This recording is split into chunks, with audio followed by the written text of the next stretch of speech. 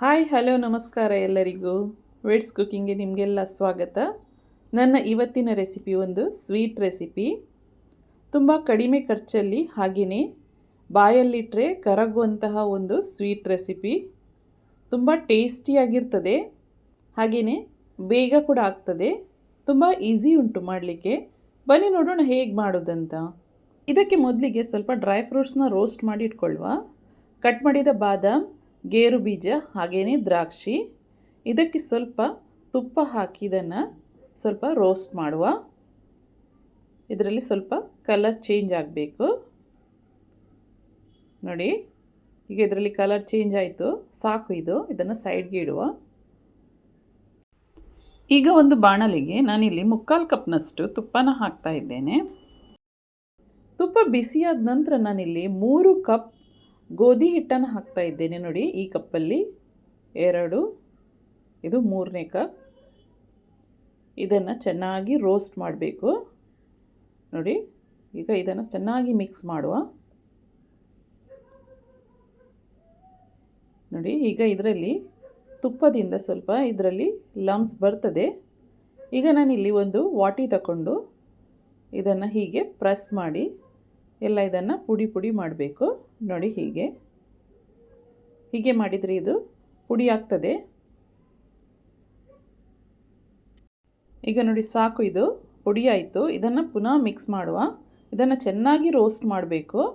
ಇದನ್ನು ಕೈ ಬಿಡದೆ ಹೀಗೆ ತಿರುಗಿಸ್ತಾ ಇರಬೇಕು ನೋಡಿ. ಹೀಗೆ ಕಲರ್ ಚೇಂಜ್ ಆಗಬೇಕು.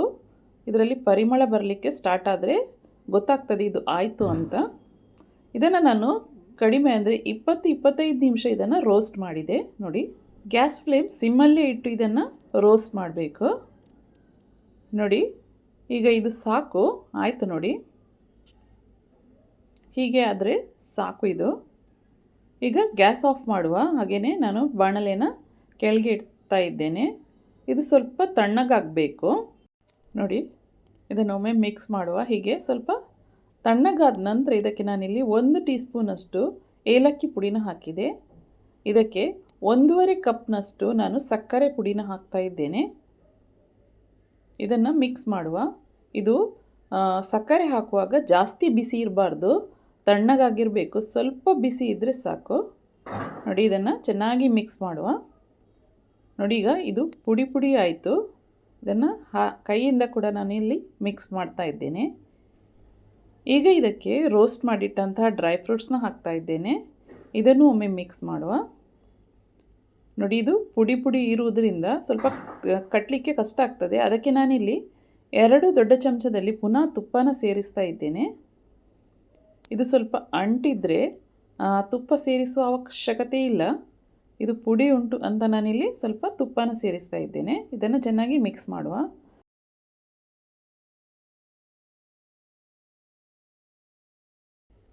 ಈಗ ಇದಕ್ಕೆ ಪುನಃ ಇದರಲ್ಲಿ ಲಮ್ಸ್ ಆಗ್ತದೆ. ನಾನು ವಾಟಿಯಿಂದ ಪುನಃ ಇದನ್ನು ಪ್ರೆಸ್ ಮಾಡಿ ಚೆನ್ನಾಗಿ ಪುಡಿ ಮಾಡ್ತೇನೆ ನೋಡಿ. ಈಗ ಇದು ಪುಡಿ ಆಯಿತು. ಈಗ ಇದರಿಂದ ಲಾಡು ಮಾಡಬೇಕು ನೋಡಿ. ಹೀಗೆ ಮೊದಲಿಗೆ ಸ್ವಲ್ಪ ಹೀಗೆ ಕೈಯಿಂದ ಟೈಟ್ ಪ್ರೆಸ್ ಮಾಡಬೇಕು. ನಂತರ ಸ್ಲೋ ಆಗಿ ಹೀಗೆ ಉಂಡೆ ಕಟ್ಟಬೇಕು ನೋಡಿ. ಹೀಗೆ ಇದು ಕಟ್ಟಲಿಕ್ಕೆ ಬರ್ತದೆ ಹೀಗೆ ಮಾಡಿದರೆ.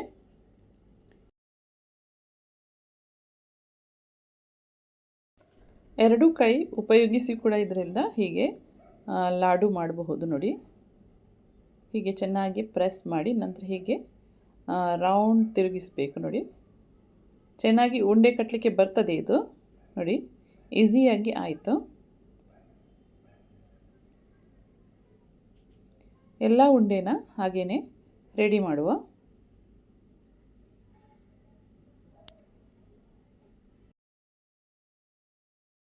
ನೋಡಿ, ಎಲ್ಲ ಗೋಧಿ ಲಡ್ಡು ರೆಡಿ ಆಯಿತು.